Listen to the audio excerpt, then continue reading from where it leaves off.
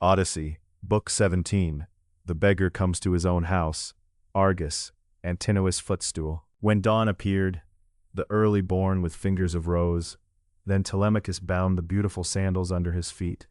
Telemachus, dear son of godlike Odysseus, and took his strong spear, which fitted his palm well, straining toward the city. And he spoke to his swineherd, "Old father, I am off to the town, so my mother may see me. I do not think she will leave off her hateful weeping and her tearful mourning before she sees me in the flesh. And this is my charge to you. Take this luckless stranger to the city, so there he can beg his dinner. Whoever wishes will give him a crust and a cupful. I cannot carry every man who comes, not I. I have griefs enough at heart. And if the stranger takes it hard, so much the worse for him. I like to say the truth of things straight out." Then Odysseus of the many designs answered him, "Friend, I have no wish myself to be kept back here. Better for a beggar to beg his dinner in the town than in the fields. Whoever wishes will give to me. I am no longer of an age for staying on at farmsteads, obeying in everything the word of an overseer. Go on then. This man will bring me as you order, as soon as I have warmed myself at the fire, and the sun's heat comes. These clothes I have are terribly bad. The morning frost might be too much for me, and the town you say is far." So he spoke, and Telemachus went out through the farmstead, stepping fast, planting evils for the suitors. And when he reached the well-settled house, he set his spear against a tall pillar, carrying it in, and went inside himself, over the stone threshold. And far the first to see him was the nurse Eurycleia, spreading fleeces over the inlaid chairs. With a burst of tears she came straight toward him, and around him the other slave women of enduring-hearted Odysseus gathered, and kissed his head and shoulders, welcoming him. And out of her chamber came watchful-minded Penelope, like Artemis or golden Aphrodite, and threw her arms around her dear son, weeping, and kissed his head, and both his beautiful eyes, and sobbing spoke winged words to him. "You have come, Telemachus, sweet light. I told myself I would never see you again once you had gone by ship to Pylos, secretly against my will, for news of your dear father. Come now, tell me over, what sight of him did you meet?" Then clear-headed Telemachus answered her, "Mother mine, do not stir up weeping in me, nor rouse the heart in my breast. I have just escaped sheer death. No, bathe and take clean clothing for your body, and go up to the upper room with your attendant women, and vow to all the gods that you will offer perfect hecatombs if Zeus may some day accomplish works of requital. And I will go to the assembly place to call in a guest who followed with me as I traveled here. I sent him on ahead with my godlike companions, and told Piraeus to take him home with him, and care for him kindly, and honor him, until I come." So he spoke, and for her the word stayed wingless, and she bathed, and took clean clothing for her body, and vowed to all the gods that she would offer perfect hecatombs if Zeus might some day accomplish works of requital. Then Telemachus went on out through the hall, spear in hand. 2 swift dogs followed with him, and Athena poured a wondrous grace upon him. All the people gazed at him in wonder as he came, and around him the lordly suitors gathered, speaking him fair, but brooding evils deep in their hearts. He slipped away from their thick crowd and went where Mentor sat, and Antiphus and Halitherses, who were his father's companions from the beginning, and sat down there. And Piraeus, famous for the spear, came near them, leading his guests through the town to the assembly place. And Telemachus did not stand off long from his guest, but went to him. And Piraeus spoke to him first, "Telemachus, send women to my house at once, so I can send you back the gifts Menelaus gave you." Then clear-headed Telemachus answered him, "Piraeus, we do not know yet how these matters will fall.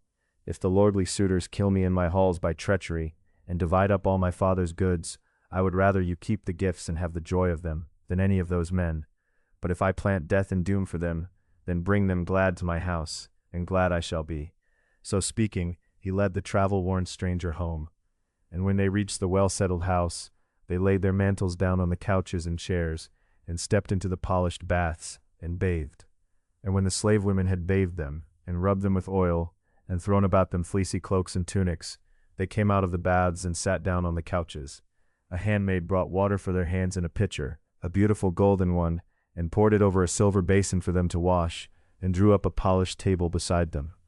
The grave housekeeper brought bread and set it before them, laying out delicacies in plenty, giving gladly of her store, and his mother sat opposite by the pillar of the hall, leaning back in her chair, spinning fine threads of yarn, and their hands went out to the good things spread before them. But when they had put away desire for food and drink, watchful-minded Penelope began to speak among them. Telemachus, I am going up to my upper room to lie on the bed that has become a bed of groaning for me, forever stained with my tears, since the day Odysseus went with the sons of Atreus to Ilium, and you have not brought yourself, before the lordly suitors come back into this house, to tell me plainly of your father's homecoming, if you heard anything. Then clear-headed Telemachus answered her, Then I will tell you, mother, the truth of it. We went to Pylos and to Nestor, shepherd of the people, and he received me in his high house and gave me loving welcome, as a father would his son come home at last, from far away. With such kindness he tended me, he and his glorious sons. But of enduring-hearted Odysseus, alive or dead, he said he had heard nothing from anyone on earth. He sent me on, with horses and a bolted chariot, to Atreus' son, Menelaus famed for the spear. There I saw Argive Helen, for whose sake the Argives and the Trojans labored so much, by the gods' will. And Menelaus of the great war-cry asked me at once what need had brought me to shining Lacedaemon, and I told him the whole truth of it. And then he answered me with these words, Shame on them. Truly in the bed of a strong-hearted man they want to lie, the spineless creatures that they are. As when a deer beds down her newborn suckling fawns in the thicket lair of a mighty lion, and goes questing the spurs and grassy hollows, grazing, and then the lion comes back to his own bed and lets an ugly doom loose on them both. So Odysseus will let an ugly doom loose on those men. If only, Father Zeus, Athena, Apollo, the man he was long ago in strong-founded Lesbos, when he rose on a challenge and wrestled Philomelides, and threw him hard, and all the Achaeans cheered, such as he was then, let that Odysseus close with the suitors, quick would their fates be then, and bitter their weddings. As for what you ask of me and beg me, I will not talk around it, swerving aside, and I will not deceive you. What the unerring old man of the sea told me, not one word of it will I hide or cover from you. He said he saw him on an island, in strong pain, in the halls of the nymph Calypso, who holds him there by force, and he cannot come to his own fatherland, for he has no ships at hand, no oars, no companions to carry him over the broad back of the sea.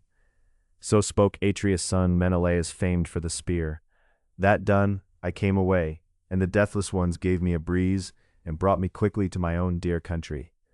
So he spoke, and stirred the heart in her breast. And godlike Theoclymenus spoke among them too, honored wife of Laertes' son Odysseus.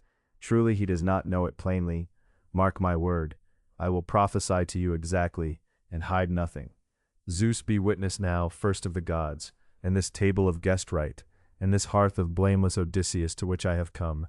Odysseus is already in his own dear country, sitting still or moving, learning of these evil doings, and planting evil for all the suitors. So clear was the bird of omen I marked, as I sat on the well-benched ship, and I cried it out to Telemachus. Then watchful-minded Penelope answered him, Ah, stranger, if only that word might be accomplished, then you would quickly know my friendship, and gifts in plenty from me. Any man who met you would call you blessed. So they spoke to one another of such things. But the suitors in front of Odysseus's hall were amusing themselves with discus and javelin throws on the leveled ground, insolent as ever, where they always played. But when it was dinner time, and the flocks came in from the fields all around, led by the men who always led them, then Medon spoke to them, for he of all the heralds pleased them best, and was always by them at the feast. Young men, now that you have all delighted your hearts with games, come toward the house, so we can lay the meal. There is nothing the worse in a dinner taken on time. So he spoke, and they rose and went, and obeyed his word. And when they reached the well-settled house, they laid their mantles down on the couches and chairs, and slaughtered big sheep and fat goats, slaughtered sleek hogs and a heifer of the herd, making their meal ready. And meanwhile from the country Odysseus and the noble swineherd were stirring themselves to go to the city. And the swineherd began, a leader of men, Stranger, since you are set on going to the town today, as my master ordered, though for myself I would rather have left you here to guard the farmstead, but him I respect and fear. He might scold me afterward, and a master's reproofs are hard to bear. Come then, let us be off. The day is mostly gone already, and toward evening you will feel the cold. Then Odysseus of the many designs answered him, I know, I understand. You order a man who is thinking it too. Let us go then, and you lead the whole way through, and give me a staff to lean on, if you have one cut anywhere, since you say the road is treacherous. He spoke, and slung about his shoulders his beggar's pouch, full of holes, hanging by a twisted cord, and Eumaeus gave him a stick that suited him. The two set out, and the dogs and the herdsmen stayed behind, guarding the farm, and he led his master toward the city in the likeness of a beggar, wretched and old, leaning on a stick, with miserable clothing on his body. But when, making their way down the rugged road, they were near the town, and came to the fountain, well built, fair flowing, where the people of the town drew water, made by Ithacus and Neritus and Polyctor. Around it stood a grove of water-nourished poplars, circling it on every side, and the cold water ran down from the rock above, and on top an altar was built to the nymphs, where all wayfarers made their offerings. There Melanthius the son of Dolius overtook them, driving his goats, the ones that stood out in all the herds, a dinner for the suitors, and 2 herdsmen followed with him. Seeing the pair, he broke out against them, named them in words beyond all bounds indecent, and it stirred Odysseus's heart. Now here is the vile leading the vile, no mistake. As ever, the god is bringing like and like together. Where are you taking that glutton, you pitiful swineherd, that beggar pest, that licker of feast plates? He is the sort to stand rubbing his shoulders on many doorposts, whining for scraps, not for swords and cauldrons. Give him to me, to keep watch over my farmstead, to sweep the pens and carry green shoots to the kids, and drinking whey he might put some meat on that thigh. But no, he has learned bad ways, and he will not set himself to work. He would rather cringe through the town begging, to feed that bottomless belly of his. But I will tell you this, and it will be accomplished. If he comes to the house of godlike Odysseus, many the footstools flying round his head, from men's hands that his ribs will wear away with, pelted through the house. So he spoke, and passing the fool, he lashed out a heel at his hip, yet did not knock him off the path. He stood there, steady, and Odysseus waited, whether to spring after him and take his life with the stick, or lift him by the middle and dash his head against the ground. But he mastered himself, and held it in, and the swineherd rebuked the man to his face, and lifting his hands prayed aloud, "Nymphs of the spring, daughters of Zeus, if ever Odysseus burned thigh pieces for you, wrapped in rich fat, of lambs or of kids, grant me this my prayer, that the man himself come back, and a god guide him home. He would scatter all those airs of yours, every one, that you now wear so insolently, forever drifting around the town, while bad herdsmen ruin the flocks." Then Melanthius the goatherd answered him, "Well, well, how the cur talks. Nothing but mischief in him. One day I will take him on a black well-bent ship far from Ithaca, where he could fetch me a good living. If only Apollo of the silver bow would strike Telemachus today in the halls, where the suitors bring him down, as surely as for Odysseus, far away, the day of homecoming is dead." So speaking, he left them there, walking slowly on, and strode off, and came very quickly to the master's house. He went straight in, and sat down among the suitors, opposite Eurymachus, for him he loved best of all.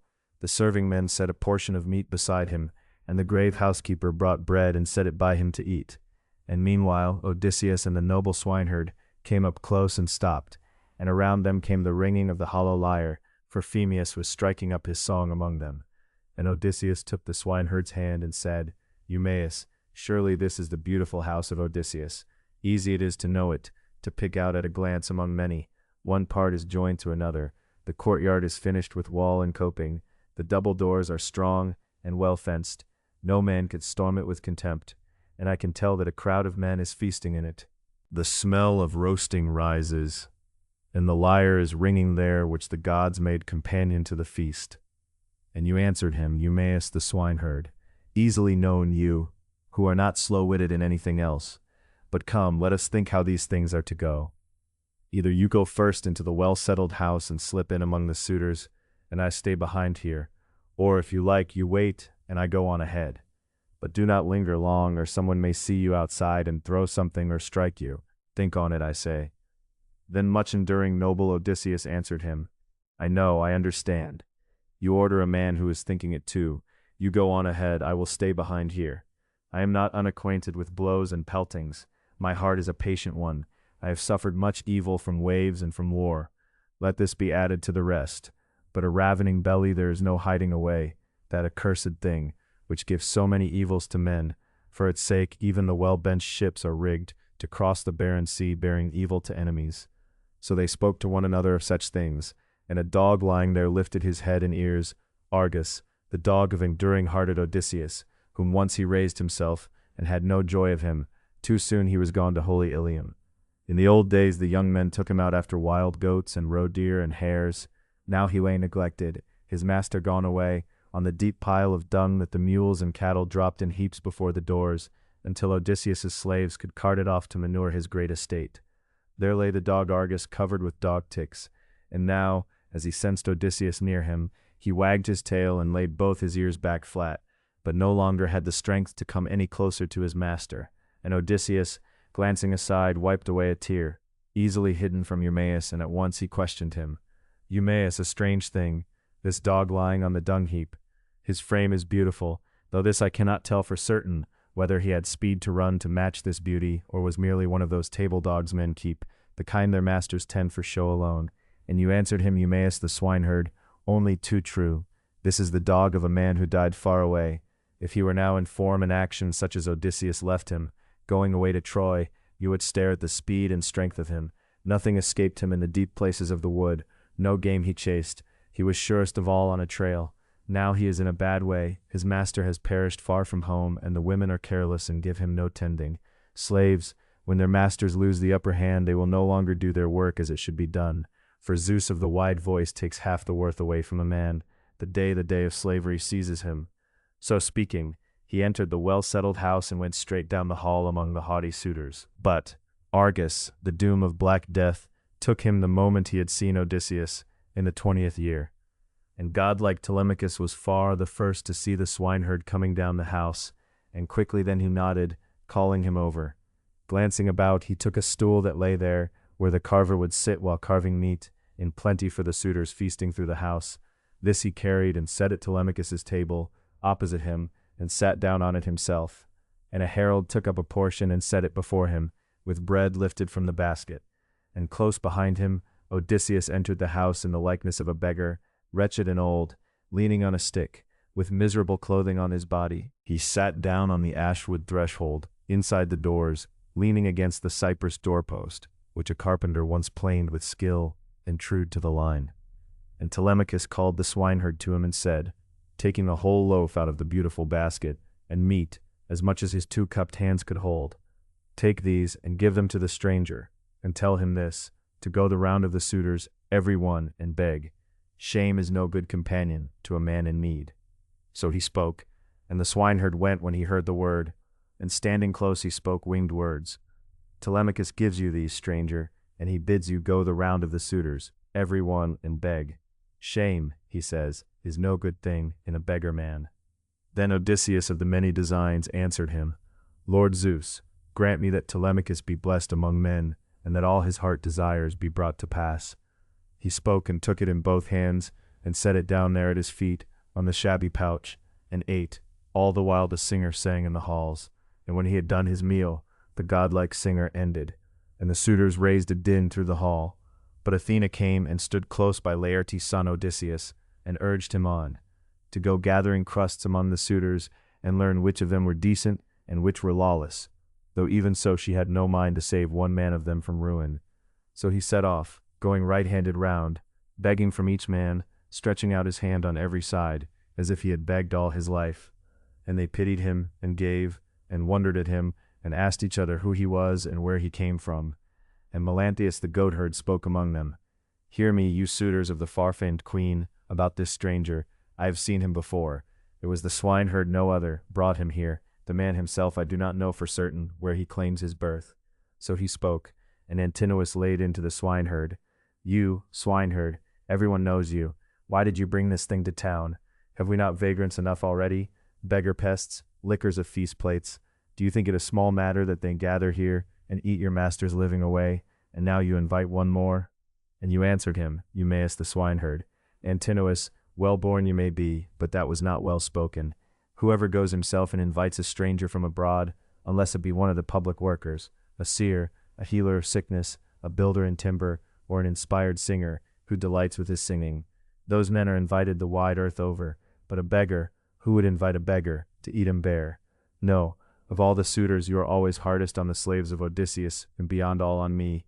But I care nothing, so long as steady-hearted Penelope lives in the halls, and godlike Telemachus. Then clear-headed Telemachus answered him, Hush, do not trade long speeches with this man. It is Antinous' way, forever needling, ugly, with hard words, and he sets the others on as well. He spoke, and then to Antinous said winged words. Antinous, how finely you care for me as a father for his son, you who order me to drive this stranger from my hall, with a word of command. May God never bring that to pass. Take, and give to him. I do not grudge it, I order it, I myself, and have no fear of my mother in this, nor of any of the slaves in the house of God like Odysseus. But no such thought is in your breast. You would far rather eat it yourself than give to another. Then Antinous answered him and said, Telemachus, high talker, temper past restraining, what a thing to say. If all the suitors handed him as much as I will, this house would keep him at arm's length 3 full months. So he spoke, and snatched up the footstool from under the table, and showed it, the stool where he propped his sleek feet while he feasted. But all the others gave, and they filled the pouch with bread and meat. And soon Odysseus was to go back to the threshold, to taste the Achaeans' free bounty. But he stopped beside Antinous, and spoke a word to him. Give, friend. You do not look to me the meanest of the Achaeans, no, the noblest of them. You have the look of a king. So it is right that you should give even better than the others, bread, and I would spread your fame over the boundless earth. For I too once lived in a house among men, a fortunate man and a wealthy one, and I often gave to a wanderer, whoever he might be and whatever need he came in. Slaves I had past counting, and everything in plenty by which men live well, and get the name of rich. But Zeus the son of Cronos stripped it all. Such, no doubt, was his will. He who sent me out with roving pirates to Egypt, a long road, to be destroyed there. And in the river of Egypt I moored my curved ships. Then, you may be sure, I ordered my trusted companions to stay there by the ships and guard the ships, and I sent out scouts to the lookout places. But they gave way to arrogance, followed their own force, and straightway began to pillage the beautiful fields of the Egyptian men. They carried off the women and small children, and killed the men. And quickly the cry reached the city. Hearing the shout at the showing of dawn, the people came, and the whole plain filled with infantry and horses and the lightning of bronze. And Zeus, who delights in thunder, threw an evil panic on my companions, and no man dared stand and face it, for destruction reigned us everywhere. There they killed many of us with the sharp bronze, and others they led up alive, to slave for them by force. But me they gave to a guest friend who met them there for Cyprus, Demeter, Ias' son, who ruled Cyprus by his strength.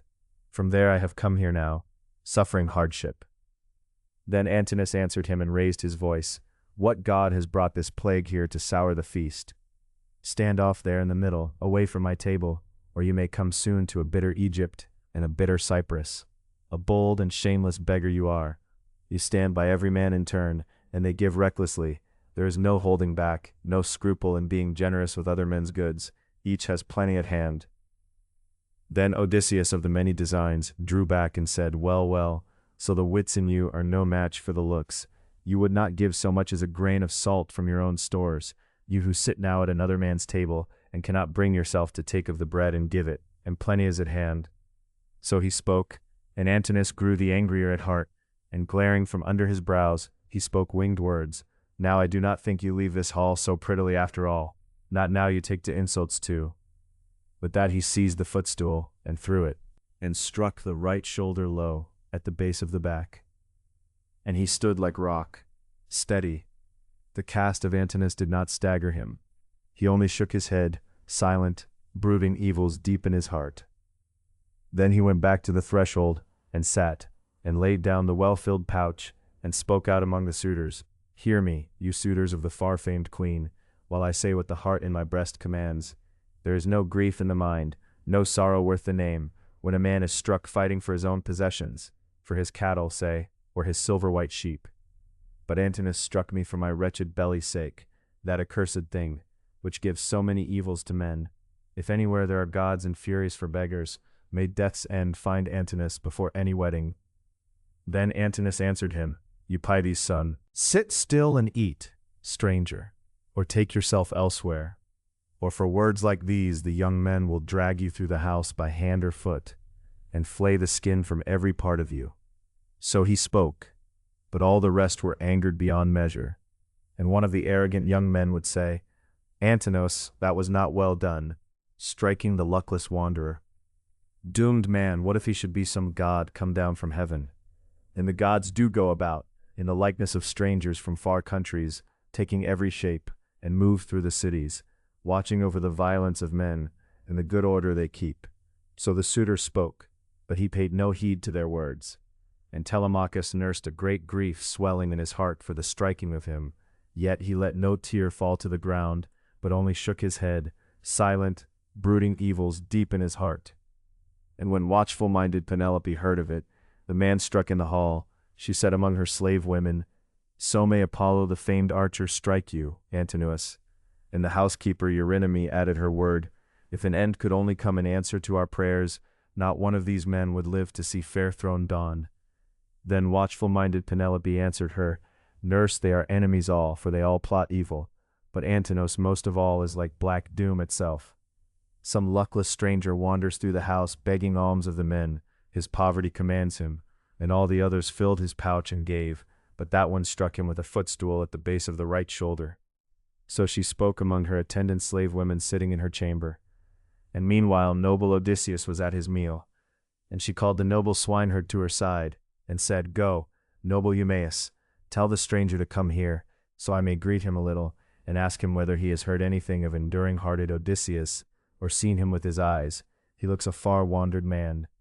And you answered her, Eumaeus the swineherd, "If only the Achaeans would keep silence for you, queen, the things he tells would charm your very heart. 3 nights I had him, 3 days I kept him with me in the hut, for I was the first he came to, running from a ship, and even so he never finished the tale of his sufferings. As a man gazes at a singer who sings to mortals lessons of longing that the gods have taught him, and they ache to hear him on and on, as long as he will sing. So that man cast his spell on me, sitting in my house, and he says he is a guest friend of Odysseus's father's line, and lives in Crete, where the race of Minos is.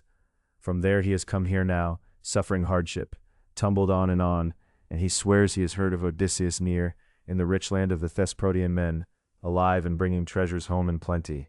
Then watchful-minded Penelope answered him, "Go, call him here so he can tell it to my face. And those men, let them sit at the doors and amuse themselves, or here in the house, since their hearts are merry.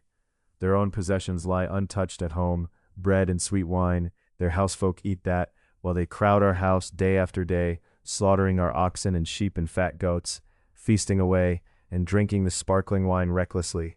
The most of it is wasted, for there is no man here, such as Odysseus was, to ward ruin from the house. But if Odysseus came, if he reached his own country, quickly with his son, he would repay these men their violence." So she spoke, and Telemachus sneezed a great sneeze, and round about the whole house rang terribly with it. And Penelope laughed, and quickly spoke winged words to Eumaeus, "Go, please, and call the stranger here before me. Do you not see how my son sneezed on all I said? So may death be not unaccomplished for the suitors, for every man of them. Not one shall slip out of death and the fates. And another thing I will tell you, lay it up in your heart. If I find that everything he says is true, I will dress him in a cloak and a tunic, fine clothing." So she spoke, and the swineherd went when he heard the word, and standing close he spoke winged words, "Stranger, father, watchful-minded Penelope is calling for you, the mother of Telemachus. Her heart bids her ask about her husband, for all the griefs she has borne, and if she finds that everything you say is true, she will dress you in a cloak and a tunic, the things you need most of all, and your bread you can beg through the town, and feed your belly, whoever wishes will give to you." Then much enduring noble Odysseus answered him, "Eumaeus, I would tell it all, truly, and at once to the daughter of Icarius, watchful-minded Penelope, for I know about that man well, we have taken up the same misery, but I am afraid of this mob of hard suitors, whose arrogance and violence reach the iron sky. Just now, when that man hit me and gave me pain as I went through the hall doing no harm at all, neither Telemachus nor any other man stepped in. So tell Penelope to wait in the halls, however eager, until the sun goes down, and then let her ask me about her husband's day of homecoming, giving me a seat closer to the fire, for the clothes I wear are miserable. You know it yourself. I begged you first of all." So he spoke, and the swineherd went when he heard the word, and as he crossed the threshold Penelope said, "You do not bring him, Eumaeus? What has the wanderer in mind? Is he too much afraid of someone, or shy for some other cause here in the house? A shy man makes a bad beggar. And you answered her, Eumaeus the swineherd. He speaks as is right, as anyone would judge who thought it through, wanting to keep clear of the insolence of these overbearing men. He asks you to wait until the sun goes down, and for you too, queen, it is far the better way, to speak your word to the stranger alone, and hear him alone. Then watchful-minded Penelope answered him, The stranger is no fool. He guesses what could happen, for I think there are no men anywhere, none among mortals, who plot such reckless evil in their insolence. So she spoke her say, and the noble swineherd went off into the crowd of the suitors, when he had told her everything, and at once he spoke winged words to Telemachus, leaning his head close, so the others would not hear. Friend, I am going back to watch the swine and all that is there. You're living in mine, and everything here, let it be your care. Keep yourself safe first of all, and be watchful at heart that nothing happens to you. Many of the Achaeans think evil. May Zeus wipe them out before harm comes to us. Then clear-headed Telemachus answered him, So be it, old father. Go when you have had your evening meal, and in the morning come again, and bring fine beasts for slaughter. All the rest shall be my care, and the deathless ones. So he spoke, and the other sat down again on the polished stool, and when he had filled his heart with food and drink, he went his way to his swine, and left the walls and the hall full of banqueters, and they were delighting in dance and song, for already the day had come on to evening.